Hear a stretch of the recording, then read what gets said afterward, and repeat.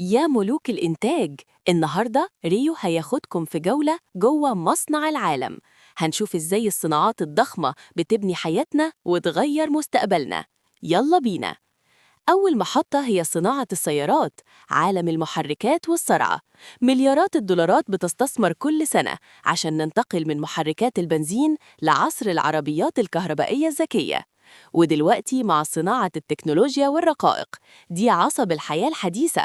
قطع سيليكون أصغر من ضفرك بتشغل موبايلك وطائراتك وكل أجهزتك الذكية.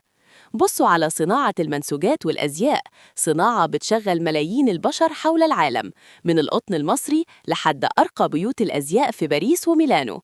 وما ننساش صناعة الأغذية والمشروبات، أضخم خطوط إنتاج في العالم بتضمن إن الأكل يوصل لبيتك طازة وآمن بتقنيات تعبئة وتغليف مذهلة. أما صناعة الطاقة فهي المحرك الحقيقي لكل حاجة، من حقول البترول الضخمة لحد مزارع الرياح والألواح الشمسية اللي بتنور كوكبنا بنظافة. وصناعة الأدوية اللي بتنقذ أرواح البشر كل يوم، معامل متطورة جدا بتصنع المعجزات في صورة حباية صغيرة أو حقنة بتحارب الأمراض. كل صناعة من دول هي ترسي في مكنة الحضارة الكبيرة، وبالابتكار والعلم بنقدر نصنع المستحيل ونخلي الحياة أسهل وأجمل. كان معاك المهندس ريو، منبهر بقوة العقل البشري اللي حول المواد الخام لأدوات بتغير شكل الكون.